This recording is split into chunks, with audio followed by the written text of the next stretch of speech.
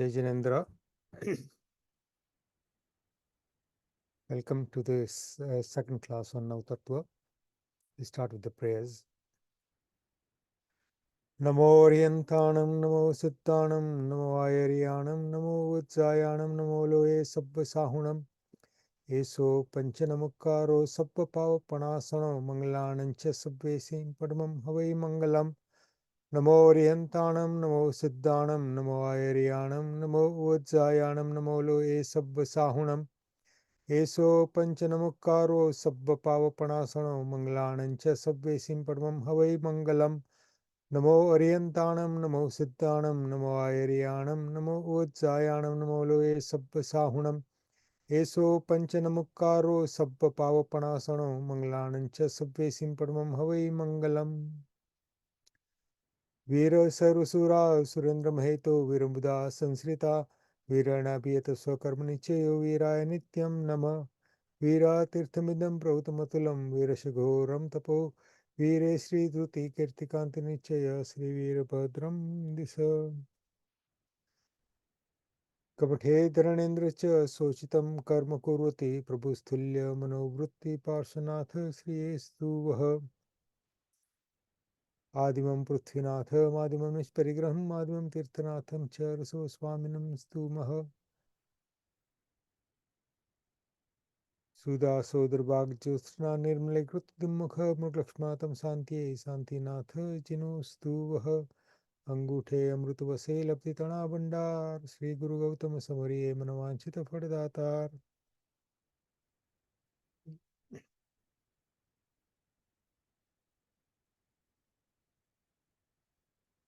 Okay.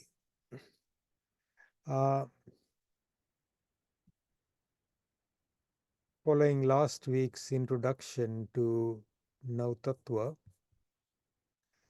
I had a message from Nick. I see that he's not here today, but basically what we are hoping to do today is maybe finish at about 8:45 and then leave some time for questions and answers so that we don't overrun, as we were a bit delayed last time. So I think people were probably a bit anxious to finish earlier on time. We'll try and finish by about 9:15 today. So please feel free to ask your questions. If I cannot answer them to your satisfaction, what we can do is I can individually ring up that person and maybe spend a bit more time on the phone with them rather than everybody participating in that question answer session during the class. I hope that is satisfactory to all of you. And Nick, I haven't responded to your message yet, just because I wasn't sure exactly how we would organize the class today. So I hope when you log in, you are aware that this is what we will try and do. But don't hesitate to ask the questions, please. We do not want to discourage anybody from raising their concerns and asking questions, because that's the only way we learn. Okay, so let's start. We're moving forward in our journey to understand Nav Tatva. And let me share my slides again.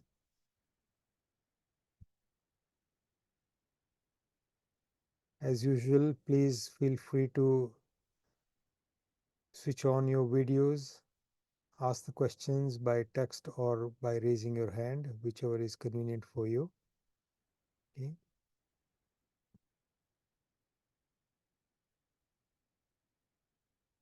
Okay. This topic, as we discussed last time, is to learn about the fundamental truths about ourselves and reality, the teachings of our omniscient and Vitrag Aryan Devs, Nirgranth Guru and Guru Bhagwans and the Jain scriptures. Just to recap, the word Tattva is composed of the word Tat and extension Tva. Tat means that, meaning the universe, Lok and Alok, and Tva refers to its nature or its root.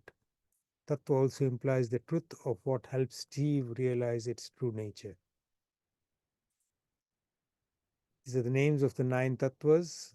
Just as a reminder, Jeev, Ajeev, Punya, Pap, Ashrav, Samvar, Nirjara, Bandh, and Moksha.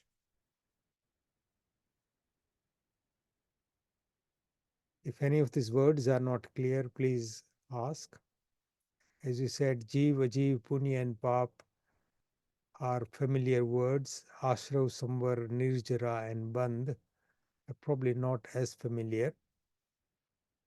Moksha is a term that we've heard many times, but our understanding may vary on that, but we'll discuss that in detail later on. Again, as an illustration to explain the Nav Tattvas or 9 Tattvas,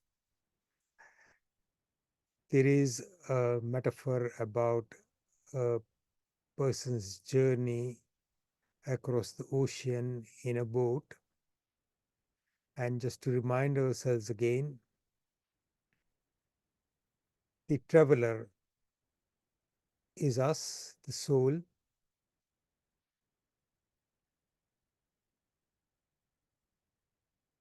or Jeev. The body which it occupies is the Sarir,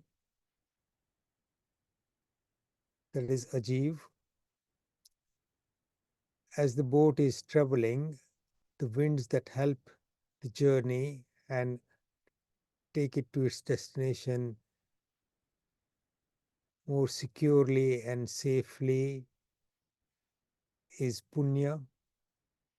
The difficulties that the soul encounters along the journey, the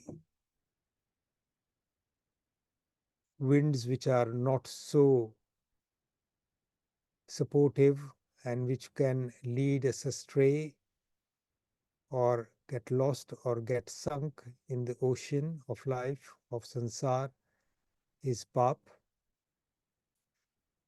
If the boat develops a leak, develops a hole, which it does, then that is what's described as ashrav.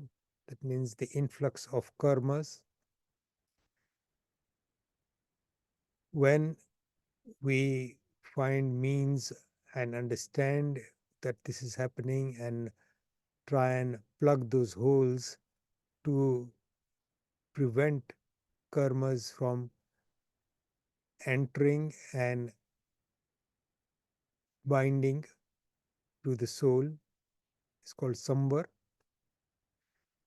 Trying to empty the boat, as in this picture number 7, of all the accumulated karmas to make it lighter is called nirjara.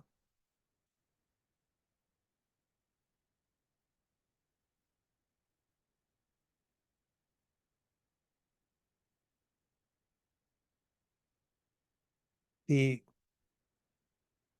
accumulation of karma and its binding to the soul is bandh, and when the boat reaches its ultimate destination, meaning the soul reaches home, that is moksha, and that is the 9th slide.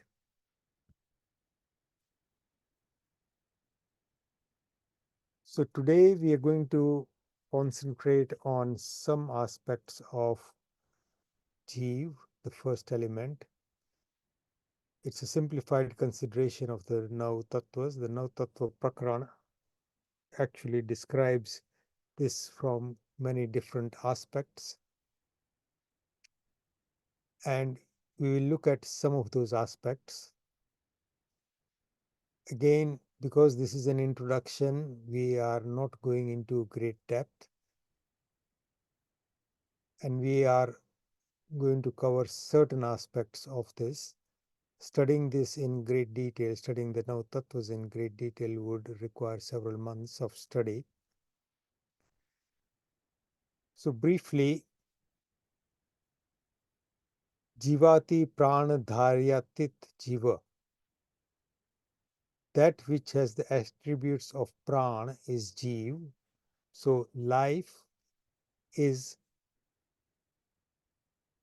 basically that which has the attributes of Pran. Pran is of two kinds, Dravya Pran and Bhav Pran.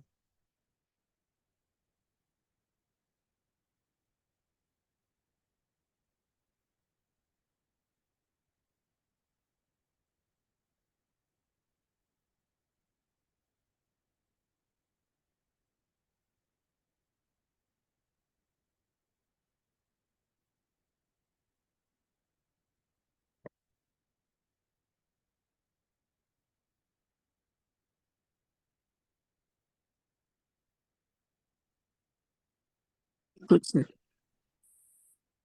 Sorry.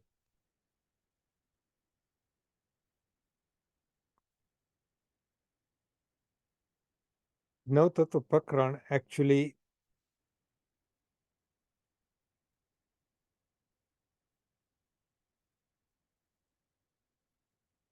in the initial verses describes the nine tattvas in 276 different sections. And for Jeev,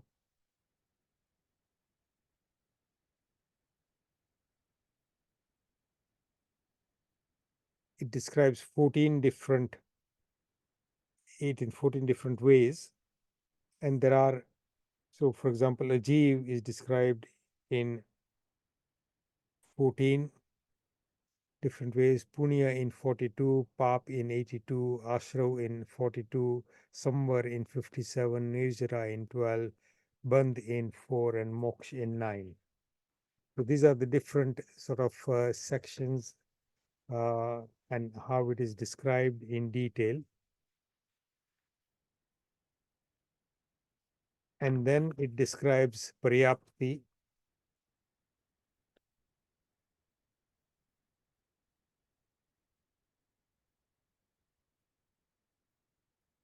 And then it begins to describe uh, the Jeev Tattva in, say, two different categories. So, Pran in Dravya Pran is the basic essential qualities of Gnan, Darshan, Charitra. These are the internal qualities and virtues of the soul. So, that which has these qualities is Jeev, or is the soul. Bhav Pran are also the external attributes that we recognize life from non-life, basically. So the 10 prans, including the 5 senses, would be the bhav pran. So how do we distinguish between that which is life or jeev and that which is not life, that is ajeev? So essentially consciousness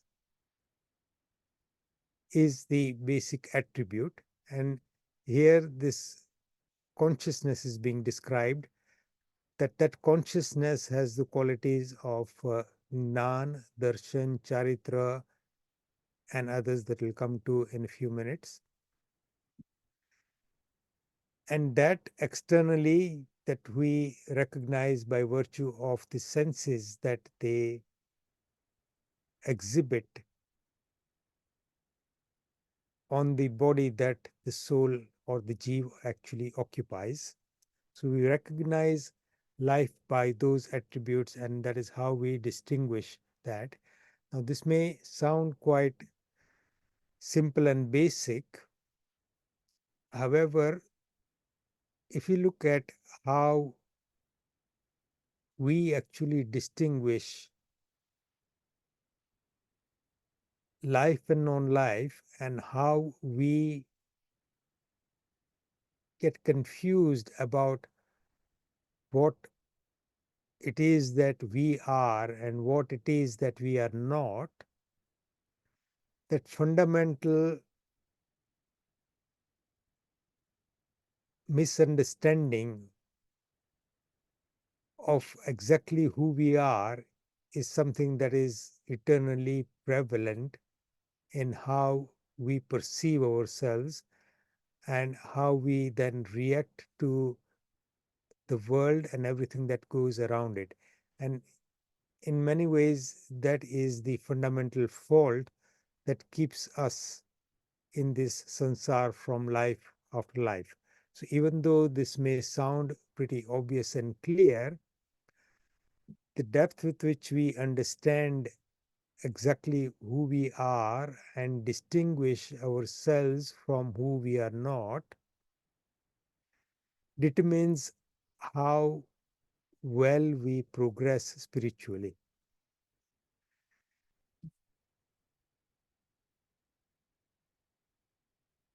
Again, we come to the further definition of Jeev. यह कर्ता कर्म भेदानाम भोक्ता कर्म फलस्य च संसता परिनिर्वता सा यात्मा nanya lakshana. So, from the relative perspective of Yavarne, the Jeev or soul is the doer of karma. So, the six essential statements about the soul: the karma exists, the soul exists, the soul is the doer of karma, the soul is the one who experiences the fruits of this karma, and as a result of this karma, it moves from one life to another and continues its journey through sansar from life after life in all the four gatis. So, Manushya, Narak, Tiryanch, and Dev. And who, meaning the soul, can, the Jeev, can ultimately destroy all this accumulated karma and become liberated from karma. And the soul then achieves the state of Paramatma or Godhood.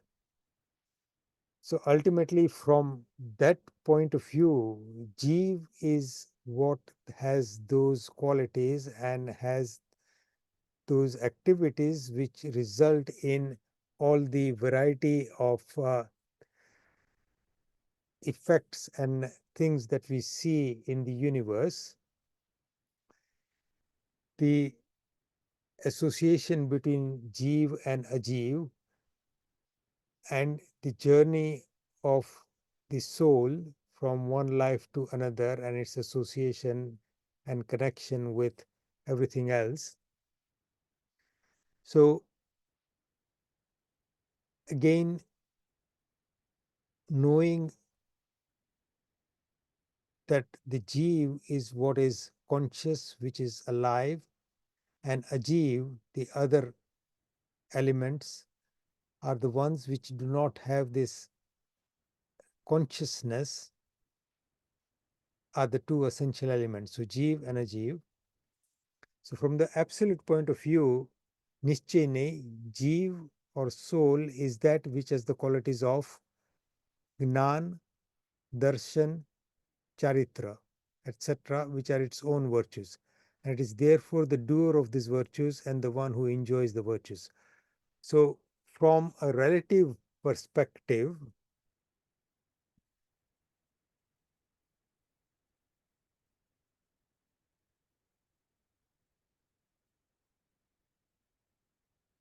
the soul is the doer of karma, and as a result of that, its association with non life and all the variety of life that we see around us. But ultimately,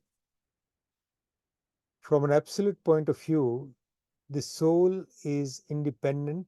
It has these qualities of knowledge. It has these qualities of darshan, meaning an awareness. It has this knowledge of, it has this ability of charitra, meaning complete detachment from everything that is not of itself. So that is charitra, meaning it is completely independent and separate from everything else that is not of itself, meaning everything else that is non-life, the charitra. And these are the essential qualities of the soul itself, and it is therefore the doer of these virtues. So ultimately, the soul is the one who experiences all those qualities that are within itself. It ultimately has nothing to do with everything else that's going on around it. That which is life is Jeev.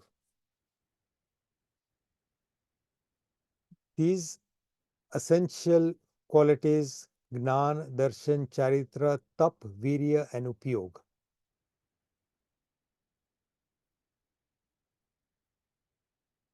Gnan and Darshan and Upyog are described. So we'll,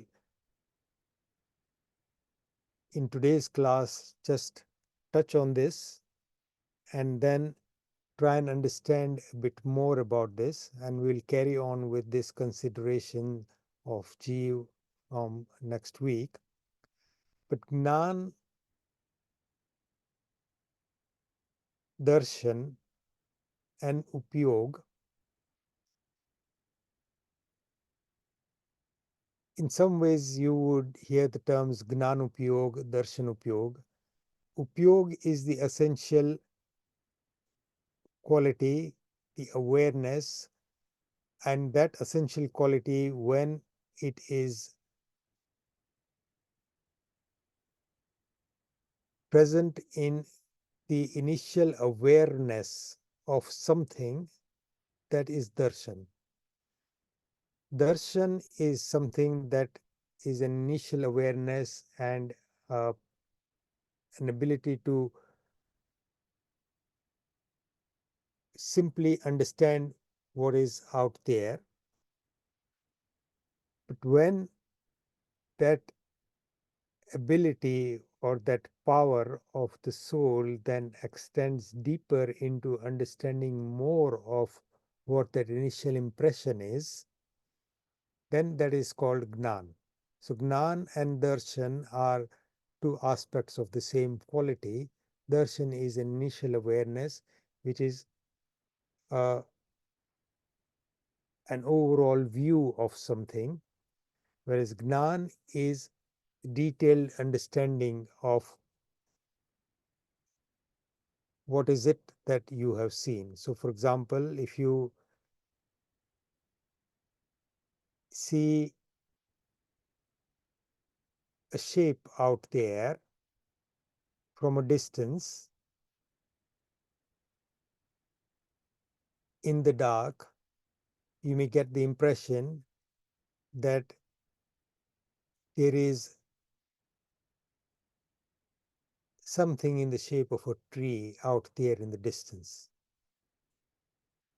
When you go near that place, you begin to see the detail and begin to understand, yes, there is a tree. It looks like the shape of a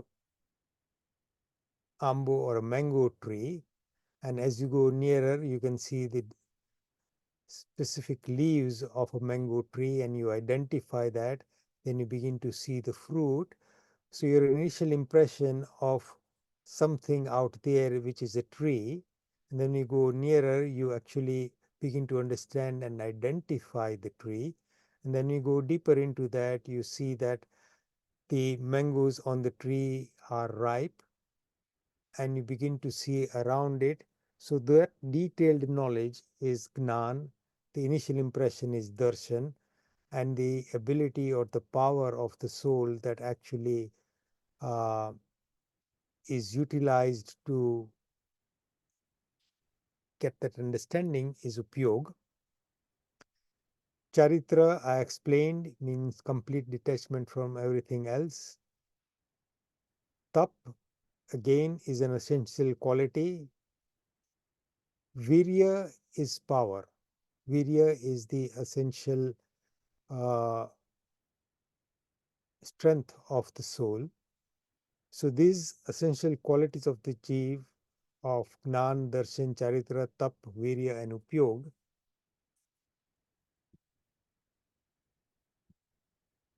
are what, in very brief terms, is what Jeev is. So from a relative perspective, that which has pran, dravya pran and bhav pran. And very briefly, let me just explain to you something more about the pran. We'll come back to that.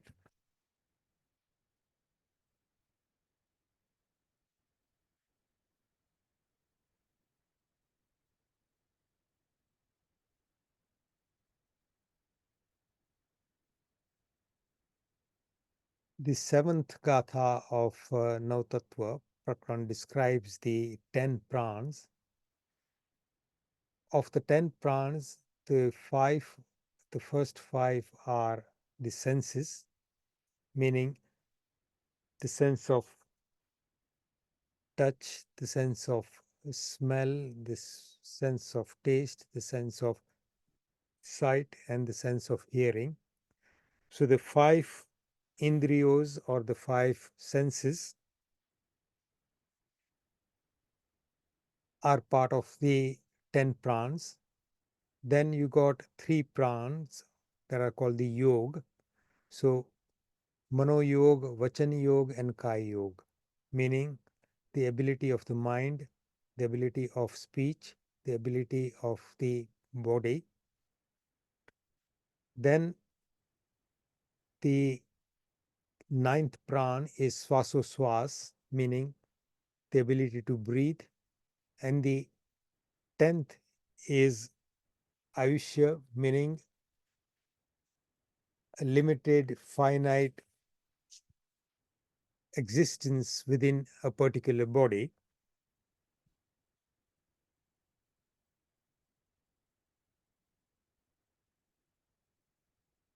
So essentially, pran is by virtue of which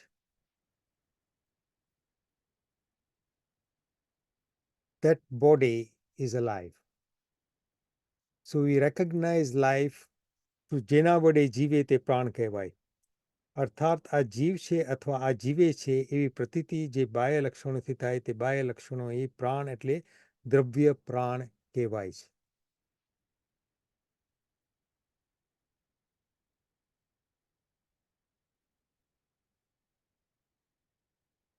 Sorry, I made a mistake here. The term dravya pran and bhav pran. This word here, bhav pran, should actually read dravya pran. So 10 pran is including the 5 senses. Yeah, And makes bhav sense. pran here should mean Gnan, Darshan, Charitra, internal qualities and virtues of the soul. Ichami Dukdam, I made that mistake here.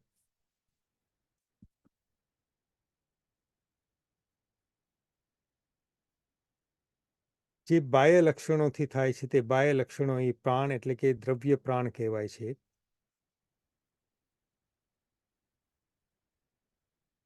Anything that is non-life does not have any of these prans. So anything that is inanimate does not have any senses. Anything that is inanimate does not have the power of speech, power of communication.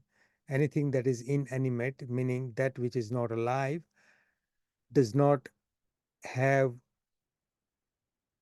a,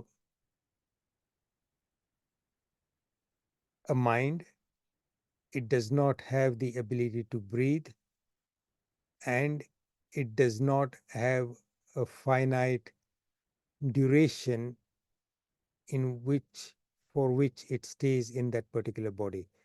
So this 10 prans, so if there is, say, a one sense life, one sense life would have only one indriya.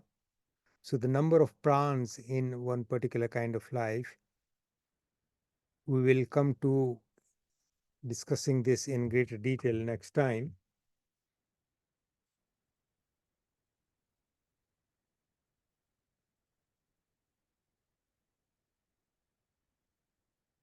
Now, the three yogs, mind, speech, and body, are the essential vehicles through which the jiva or soul exercises its power or exercises its essential qualities. And that is quite obvious. So again, we'll come to a greater discussion of the jiva next time. I will end here today, and let's uh,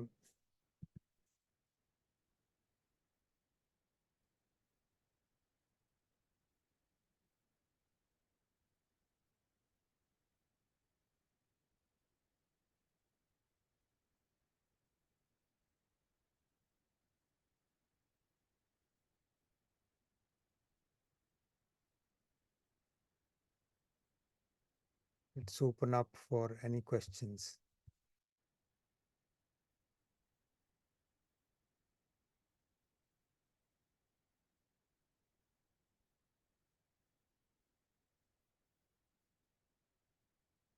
Okay.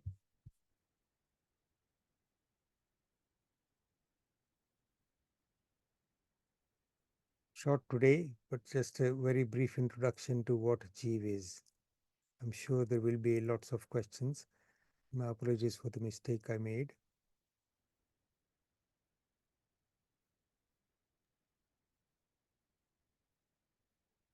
If anyone does have any questions, if you want to put your hand up, or you'll be able to unmute yourself as well. Ajitbhai, I've not received any questions in the chat. Okay. Bharatbhai, any comments? No, none so far. Just wanted to tell you in the middle of the class that it was the other way around. Other way around, yes, I realized that Bhav, mistake. Dravian. Yeah, yeah, Thank yeah. you. So doing the slide in a rush is where the mistakes happen. Sorry. Okay. Sorry. Hi, Nick. Pranam. Pranam. प्रणाम પ્રાણ મેં વાત કરતા હતા હા અને આપણે કહ્યું કે 10 પ્રાણ છે હા અને પહેલા 5 પ્રાણ આપણે ઇન્દ્રિયો અને પછી 3 યોગ. જે યોગ છે that's a vehicle for the pran. It is the pran. It is 10 pran. એટલે મન યોગ, વચન યોગ, કાય યોગ. So the soul in a body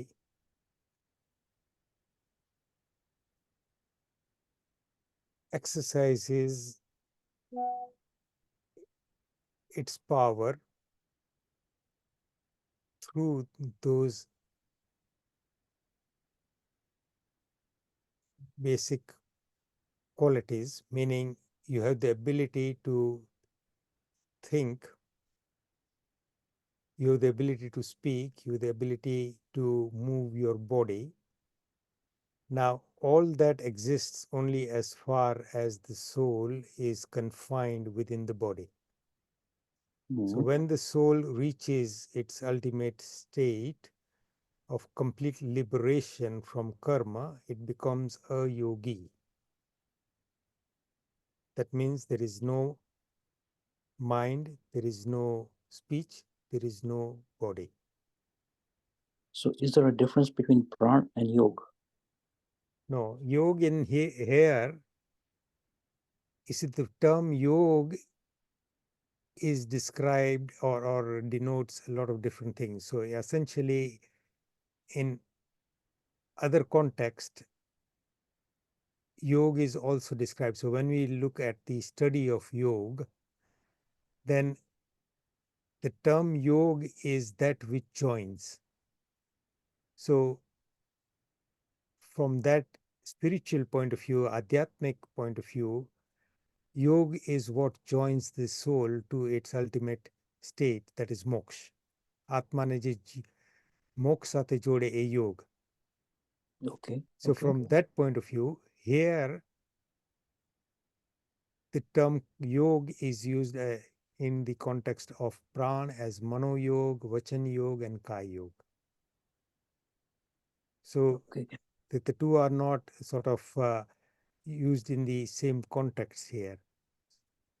And I can understand why it can be confusing, but here it's only with respect to the power as a pran. Okay. Okay. Understand. Okay. And earlier on, we said that soul enjoys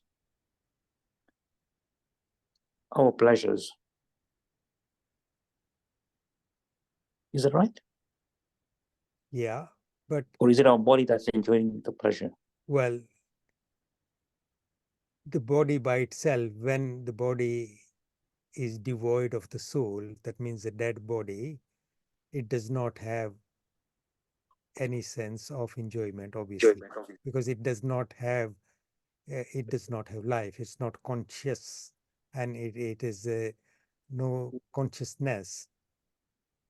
But the soul's enjoyment of everything else that is not of itself,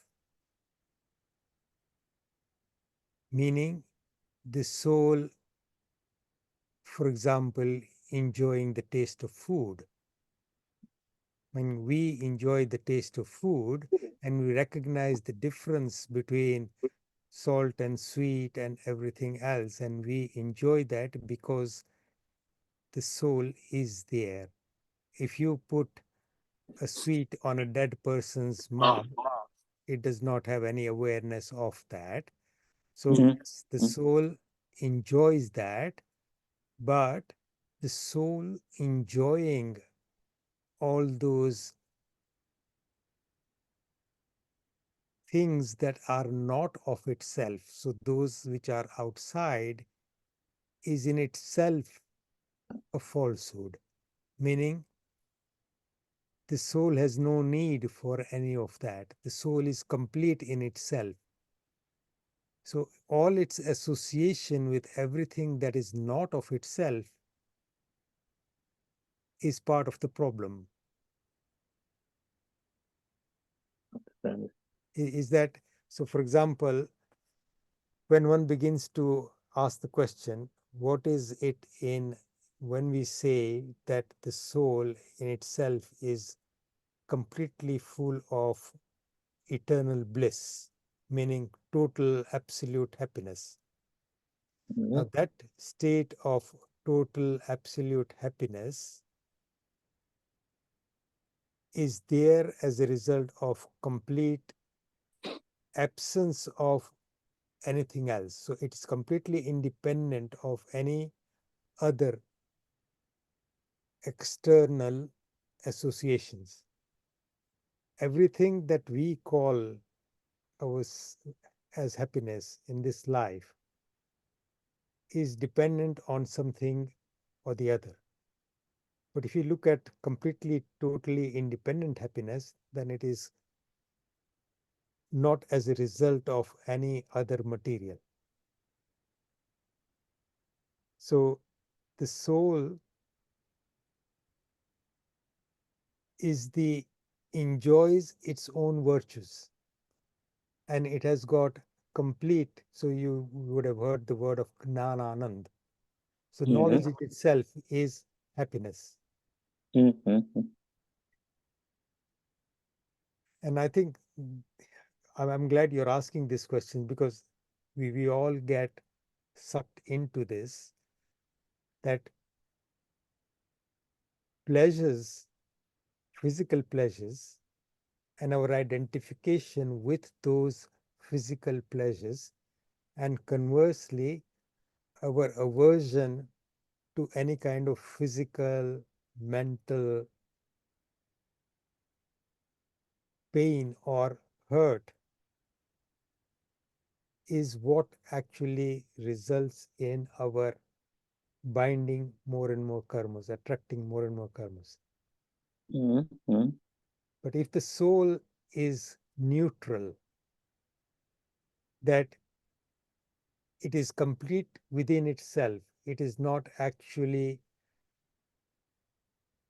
identifying with any kind of material pleasures, and it is not identifying with any kind of material displeasures or unhappiness, because it understands itself as completely separate from all those other things.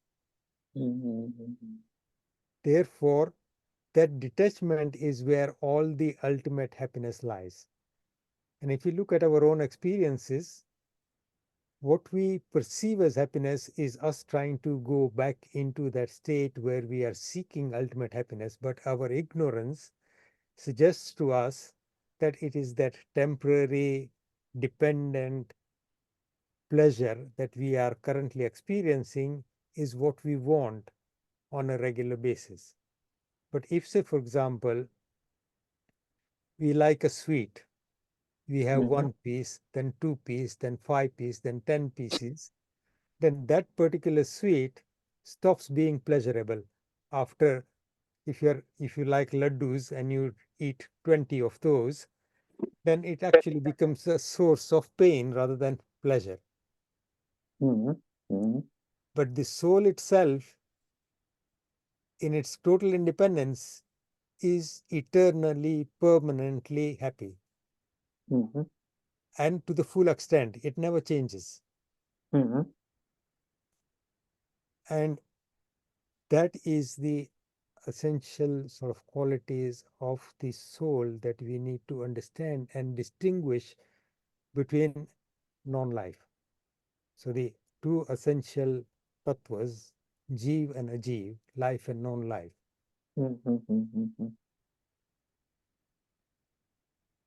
Yeah, I think you explained it very well. What you made me think was that, yes, it's my body, but without the soul, my body is nothing.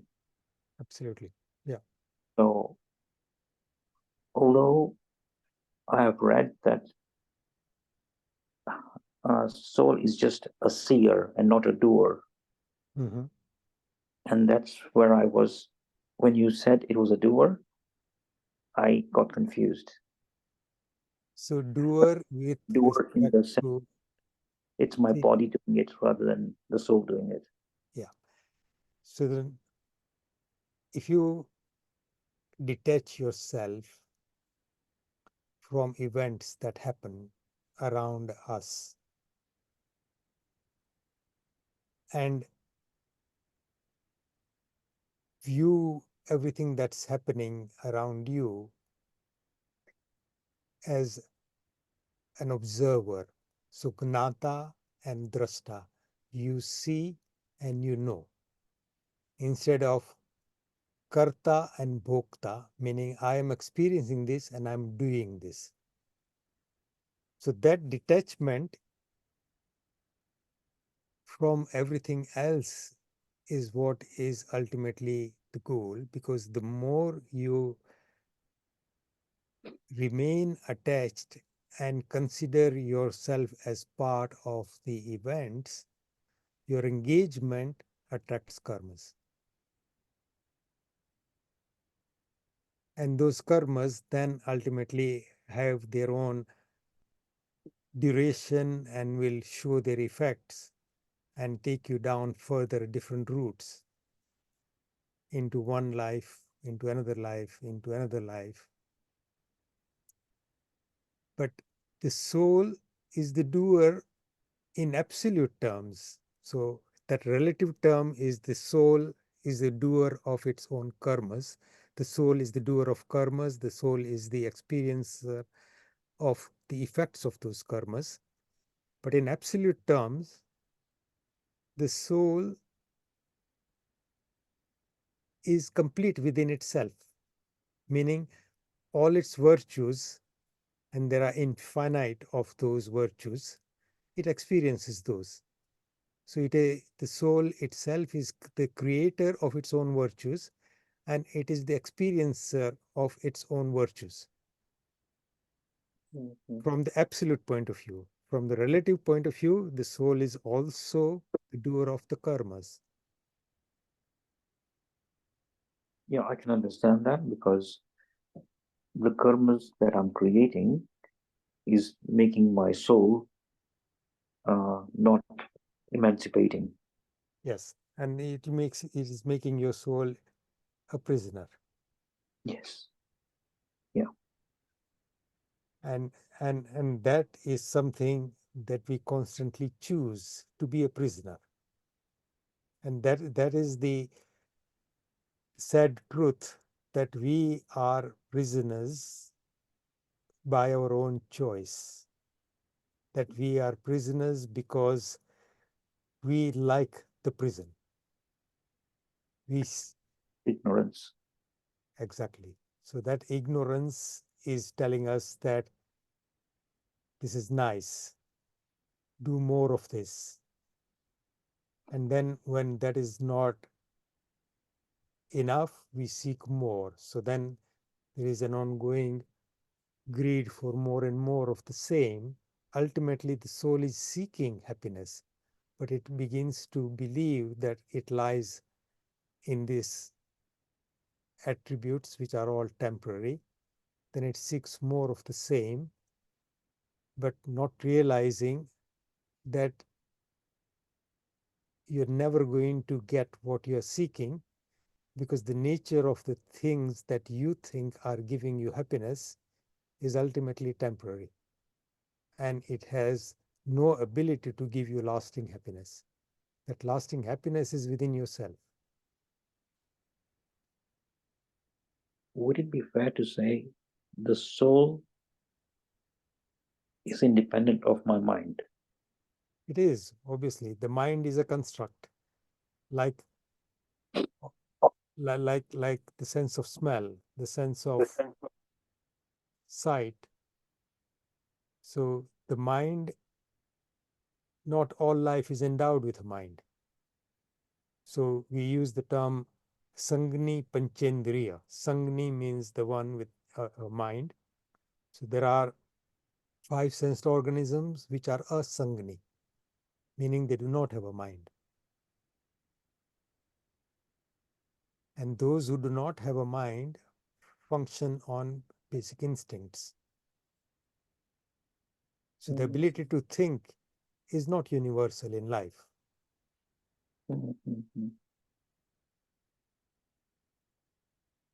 And also, as we will discuss further when we talk about Ajiv,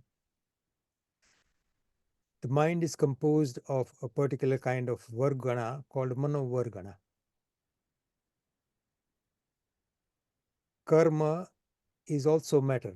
Vargana is so Ajiv, so Pudgal. Manovargana is a Pudgal. Karmana Vargana is a Pudgal, meaning that which is non-life, but it is matter.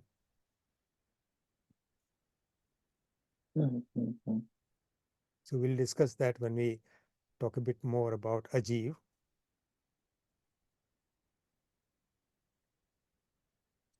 Okay, I will give opportunity to other people to ask questions now. Yeah. Thank you. I don't know if you heard right at the beginning, Nick, you had sent me a message. I thought I will cover some of your comments. So as we discussed earlier, we'll try and finish the class a bit early so we got time for questions and answers. We'll try and finish by 9:15. But thank you for your questions last week. I know the class went on, but I'm sure most people enjoyed the conversation and the question and answer. So don't hesitate to ask questions. That's what I was trying to come to. Okay. Anybody else? But feel free to comment anytime. And please tell me if I'm making any mistakes anywhere. Sure, no worries. Thank you.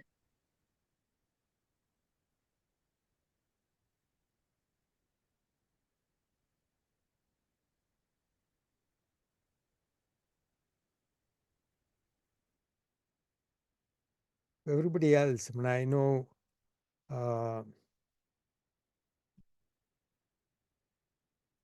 Dr. Ajitbhai is Bijal here. I know some of you have some more exposure to this literature. Any comments or anything that we can all learn from? Ajitbhai, Pranam. I am totally lost and confused with this. Mm-hmm. Everything that you've been talking up to now, like we were talking about senses and all, like for instance, Jeev. For me, Jeev is there's life in water, life in the air, life in fire. Mm-hmm. Now, do they have the same things as we've been talking about just now, the senses and the mind and all that? Yeah. So one sense. So water, fire, plants, the sense of touch. Okay.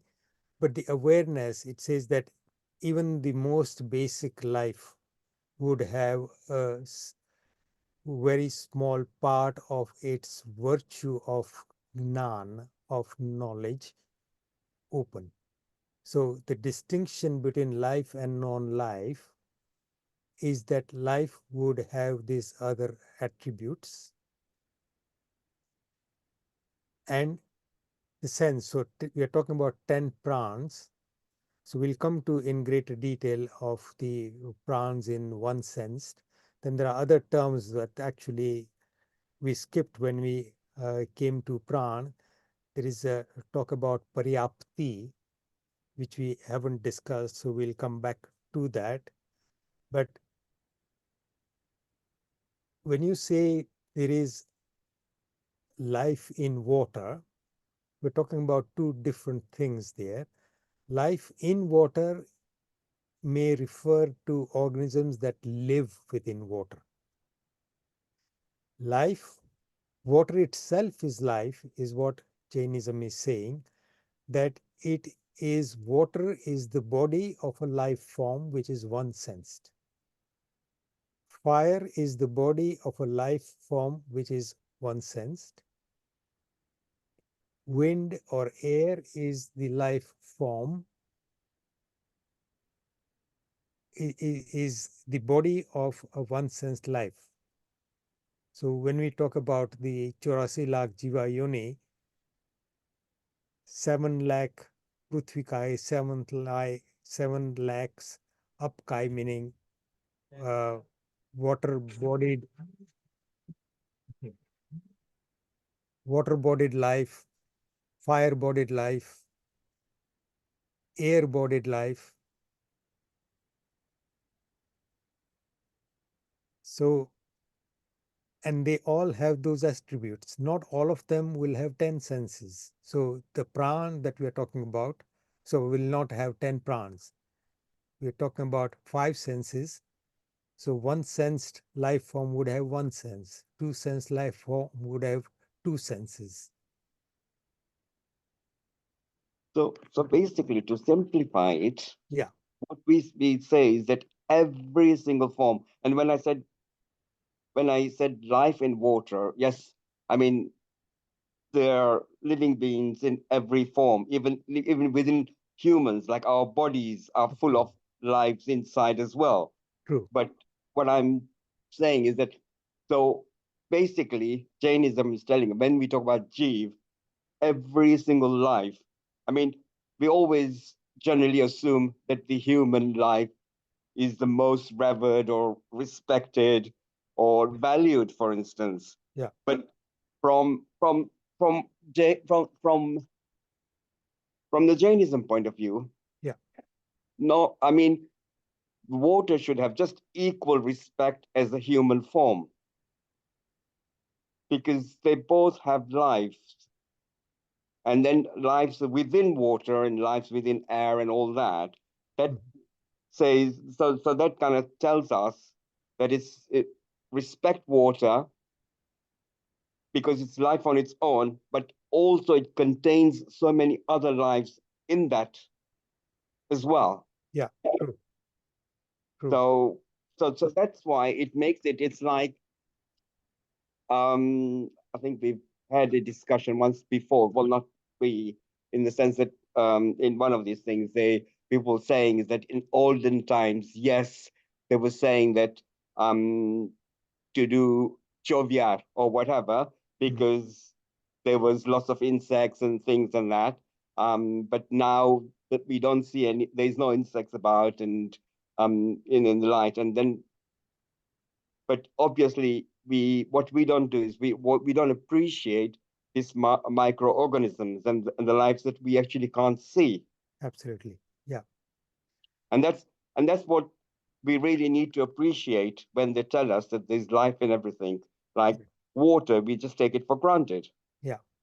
We, like human, you will treat them with compassion and respect. For water, we don't treat it with compassion and respect Yeah. because we don't value it on the same basis. Yeah. And that is a problem, and that is a fault. But if you look at the the basic teaching of uh, a Shravak and a sadhu or a monk, involves an understanding of what is called Jaina. Jaina means care. Jaina means an awareness of other life and an awareness of their welfare and being protective as far as possible of all other life. Now, as a householder, we perform that to a limited extent. That is why a Shravak's level of spiritual emancipation is called Des Virti, meaning it is a limited Virti, and that of a monk or a nun is called Sarva Virti, meaning their awareness of all life and their restriction of their activities to ensure that they protect all life. So all the rules that monks and nuns actually follow are with this awareness. So therefore, to conduct your own spiritual progress and your life, you would need to walk from one place to another. To do that, you need to move from one place to another. To do that, do not use vehicles. To do that, if you are wearing something on your feet, then that extra weight may be harmful to other living organisms on the ground. So you walk barefoot. You do not cook food because that means you got to start creating a fire, you got to start buying food, you need to start doing everything else that a householder does. Instead, entertain the needs of your body by obtaining food which is as harmless as is possible, which is not cooked for you in particular, and which is a small share of what that household has cooked on that day. So all those different rules that monks and nuns follow are designed for the protection of all life. So you're right, we are not aware and we become careless with a lot of these things, but the awareness that there is life in everything around us and that each life has the potential for ultimate position as a Paramatma. That is the last words that I used there. So every soul's or every Jeev's ultimate potential is that of God. So every soul has the potential for God, being God.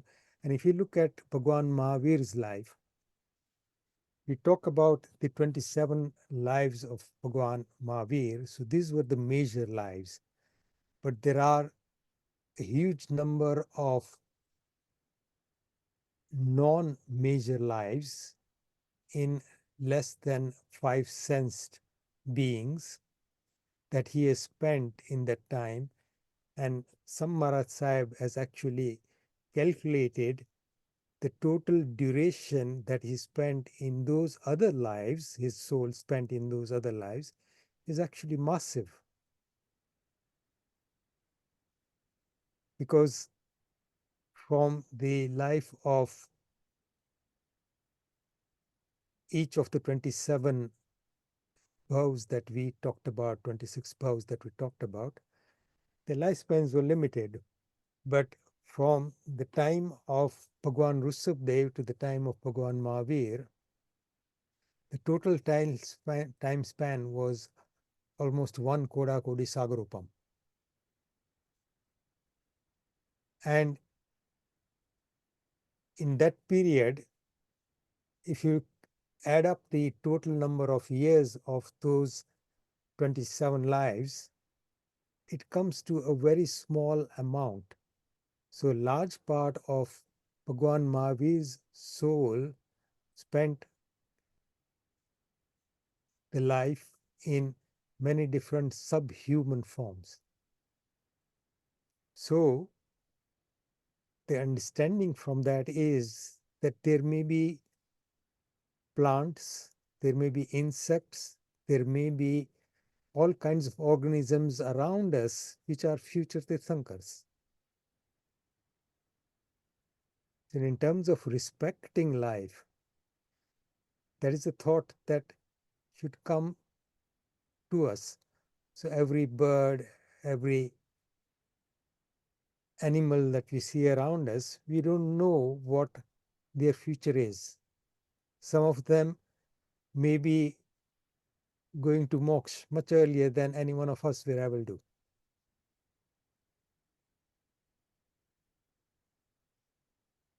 Ajitbhai, this is what I'd like you to probably focus on more, because when we start distincting between sadhu lives and shravak lives, I feel we're almost excusing our behavior, because we're saying, yes, sadhus can observe. Because for us, I think what we really need to understand is all forms of life. Yes, you mentioned Jaina and respect. Okay, so whilst we're not practicing austerities like the Sadhu Maharaj are doing, we are, but at least we have that understanding that we need to respect life, and all these things have life. And what you just now said, they should really ring a bell, should echo with us all the time, saying that any life we see is a future Tirthankar, is going to become a Kevali, is going to go to moksha.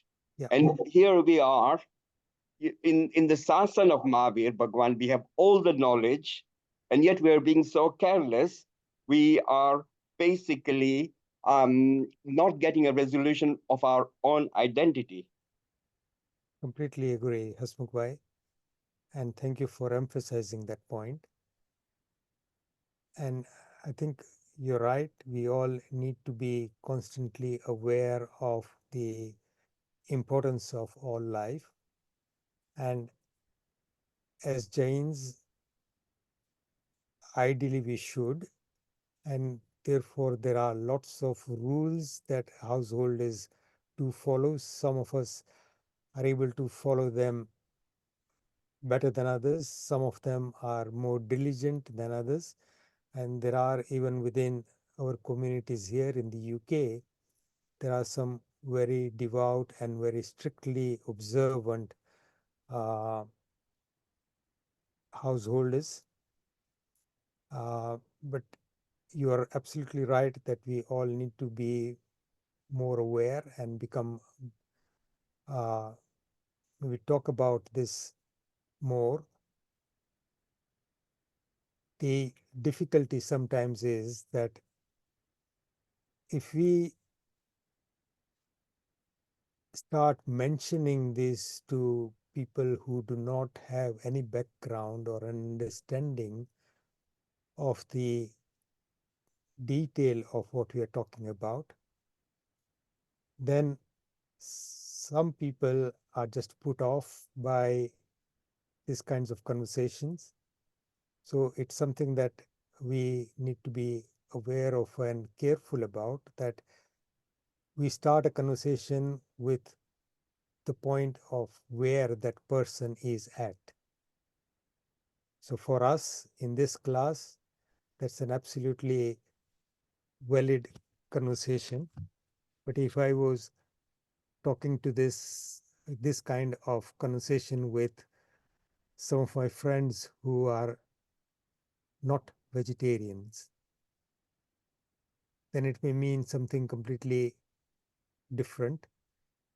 If I'm talking about this with non-Jains, then they may have no understanding and may find this quite difficult.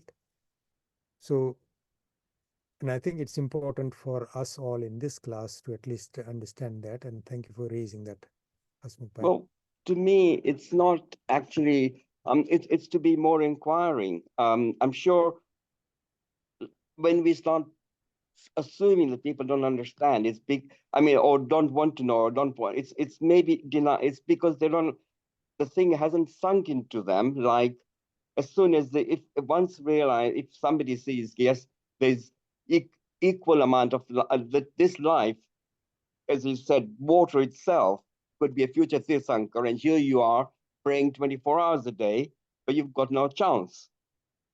Yeah. So once the penny drops, it becomes very simple. Yeah. It's I think it's us, we make it very complex by saying that these rules are very complex. But if as soon as people understand the simplicity of it, they will understand it, and they will actually respect. And I mean, like me, I have struggled with what you have been saying earlier on this today. And for me, the more complicated it is, I find it very difficult to understand. But when you put it in very, very simple terms, and I can see the logic, suddenly it makes me start thinking, and I get frightened. Yeah. And that is not a bad thing, because it's building up my awareness. Yeah. I'm glad, but Hasmukh, unfortunately, you started a topic. I mean, in many ways, the teaching, the ask was of us talking about Nav Tatva. We can keep it very simple and we can talk about the various aspects and look at it from a completely practical point of view and talk about what this means in very simple terms. So, life, non-life, pap, punya, good and bad, ashrav, activities that attract karmas that bind with the soul, samvar is blocking those activities and ensuring that those karmas don't actually come near you to affect you and to bind for the future. Nirjara, meaning getting rid of that bound karmas, anything that's been accumulated in the boat that you're traveling in. You want to empty that to become lighter and lighter to reach your destination. understanding what bandh actually means and avoiding the bandh of more and more karmas, and ultimately understanding what moksha really means and the total liberation. We can keep it that simple, and if that is something that actually appeals to everybody else, then from in the future, from next week onward, maybe I can keep it very, very limited and simple. We may not necessarily, I mean, when we start looking at, say, Nav Tatva Prakran, that is the book that I'm sort of referring to, that goes into great details of looking at things from many different aspects. And we can, I'm limiting it severely, but I can limit it further. And you're making a very valid point, Asmukbhai. So if the class as a whole feels that this is getting quite complicated, and if you have found it difficult, then I'm sure there are lots of others who have struggled today. Then from next week onwards, I'll keep it very, very simple. Is that? Well, that was just me. I mean, as I said, No, I maybe understand. No, others are seeking that. Because you mentioned my name, so because I'm glad you did it. I wasn't even going to raise anything because I thought this is only me, and No. if But this you're doesn't right. work for me, No, I understand, and I'm sure it doesn't, because I've done this before, and it does get quite complicated. And I think Bharat Bhai will vouch for that. That there are certain, we can keep it simple, but what I'm trying to understand from the group as a whole is that would your preference be to keep it completely simple or go into a bit more depth like the books are actually describing? So these books are meant for basically as a means of study when students are getting into the depth. So for example, Nav Tattva Prakaran is essential Shastra that is taught to children in Pathsala, and they learn it by verse, so they actually remember the whole sutra. And then a Pandit goes through the various aspects of it in great detail. So all the Pandits who come out from, say, the this Jain Shreshkar Mandad Pathsala in Mehsana, and there is another Pathsala like that in Tapovan, in I think Ahmedabad and maybe even Navsari, and the others ancient ones, old ones in Pune.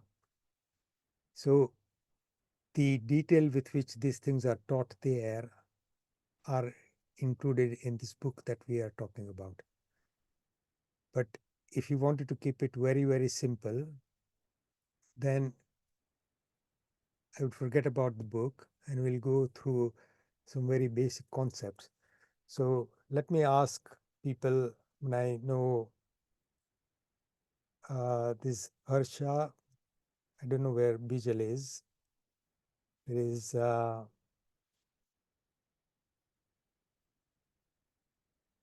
Nick, Sandeep. I am enjoying it at the level you're going at. It's making me think. Okay. What about? Having said that, I have read about Nav Tatva before, Yeah. but in a very basic form. Okay. So the depths you're going at, it's activating my mind. Okay.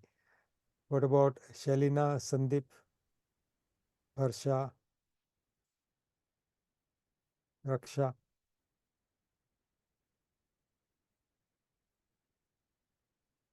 Meera, Darshana, feel free as well.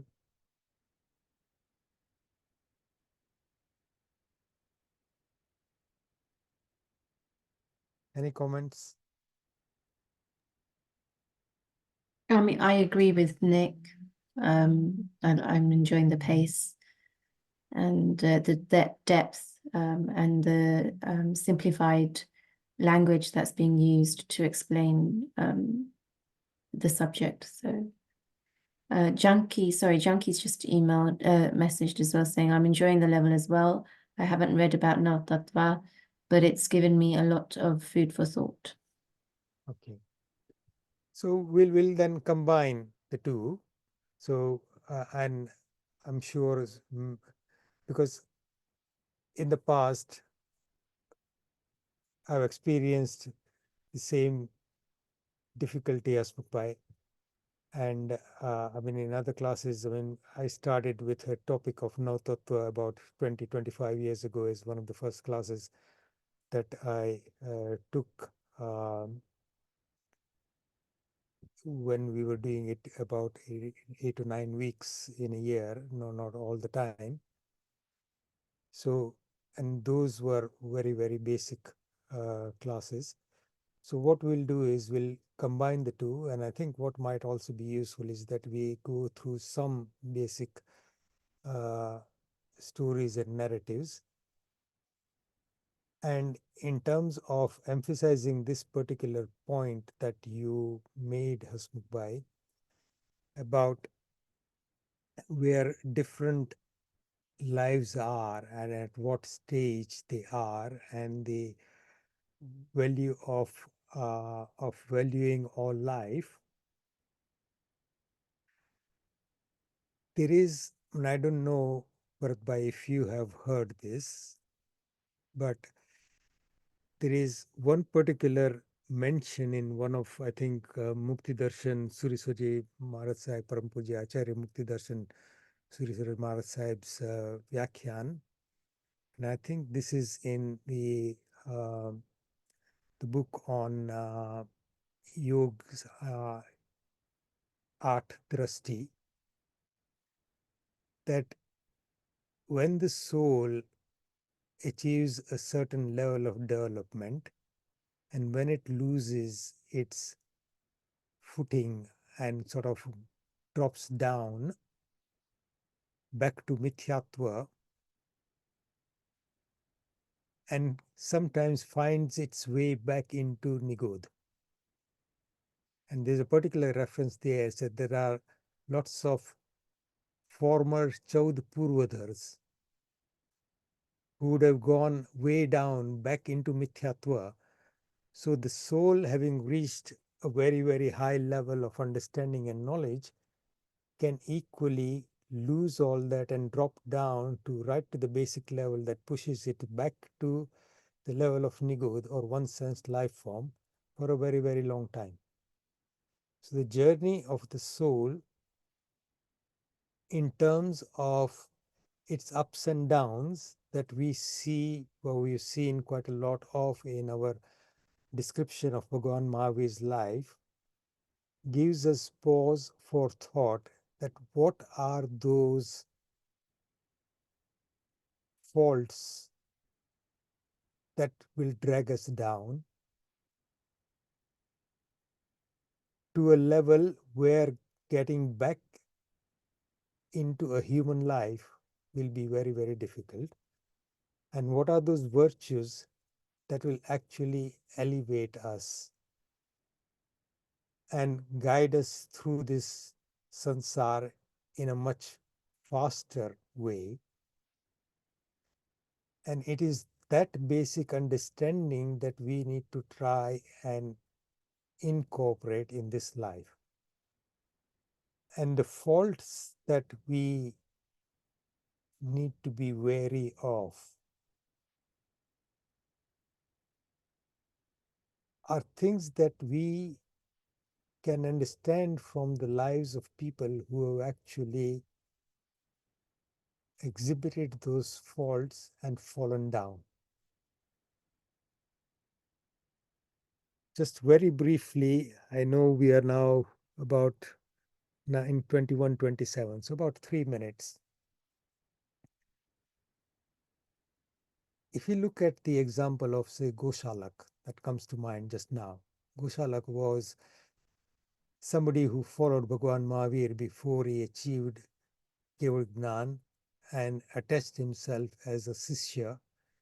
as a disciple of Bhagwan Mahavir, because he found some strength and knowledge there and thought that his future would be secure if he just followed him. And he learns a lot from Bhagwan Mahavir. There comes a stage when he achieves some powers and then gets into a state of extreme pride and decides that he is the 25th Tirthankar and starts preaching against Bhagwan Mahavir, to the extent that he actually confronts him in Samvatsarana and starts abusing Bhagwan Mahavir. Bhagwan Mahavir's Sishyas find it extremely difficult to take this insult that he is throwing at Bhagwan Mahavir, and they confront him even though Bhagwan Mahavir is trying to stop them. And Goshalak, in a fit of anger, throws what is called a Tejolesha on these Sishyas, on Bhagwan Mahavir's disciple, the monks, and burns them on the spot.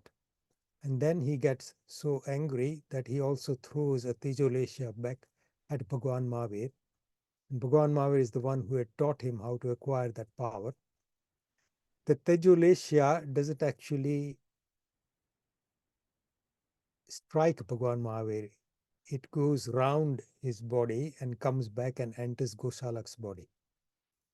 And Goshalak never imagined that his own Tejolesha would actually burn him as well. So that Tejolesha fires up inside his body. It doesn't burn him as such, but his body is more or less destroyed and he dies within a few days after this particular incident. So in all this activity, that particular fault that took him to this depths of depravity was his ignorance and his pride, and his need to establish himself as being somebody. So his desire for fame, his desire for power, his desire for his greed for recognition, so ultimately his pride. And then in those few days that he is left with a burning body which is slowly dying after this Tejolesha had entered his body, Goshalak begins to contemplate on what he had done. And he regrets everything that he had done and seeks forgiveness and wants to demonstrate to the world that what he had done to Bhagwan Mahavir was completely wrong, sinful, unacceptable. And to demonstrate that, he tells his disciples that when I die, don't take my body with any kind of respect. By this time, Goshalak was very well known. He had almost established a separate path. And he tells his disciple that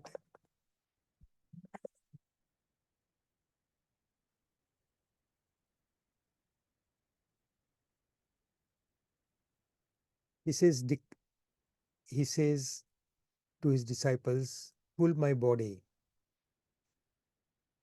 on the ground with a rope tied to a donkey as a mark of disrespect, so that people know, and when you take me round the town in that way, my body,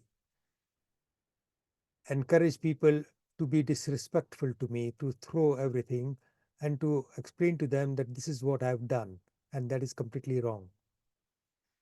And as a result of that penance, Goshalak actually in the next life does achieve a higher status as a Dev. However, his subsequent lives will be completely a downward trend for a very, very, very, very long time. And the description of that downward trend is actually an eye-opener. And this story illustrates the faults we need to avoid, the virtues we need to develop. So ultimately, these are some of the things that we will also learn about. So Nav Tatva is the basic, but I will include stories because I think that is how a lot of us understand things as well. So thank you very much, Hasmukh Bhai and Nick, for your comments and for your involvement, and Meera and everybody else. I value your comments, and please keep on doing that. And let's give it more time. And I'll see you all next week. If I've said anything that is against the teachings of Jain Dharma and our Guru Bhagwans, I ask for forgiveness. Chinagna Virukayam Bolyo Hui, Tesu Manochan Kaya Kari, Tasmichami Dukudam. Saramangala Mangalyam, Sarakalyan Karanam, Pradhanam Saradharmanam, Jainam Jaiti Sasanam. And thank you all. I learn a lot. And my apologies again for the mistake on that slide. I'll correct that. Thank you. Pranam Ajitbhai, thank you. Thank Thank you, you. Ajitbhai. Okay. Thank you. Wishing everybody who's done Ambel or Ambel Thank you, Ajitbhai. Yeah, thank you. Yeah, I hope Satamaso, those who've done Ambil, it's the last day today. Thank you, Ajitbhai. Thank you. Meera and Thank you. Krishna, I will log off now. Thank you. Okay. Thanks, Ajitbhai. We'll see you next week. Thank you. Okay. Thank you. Bye. Bye.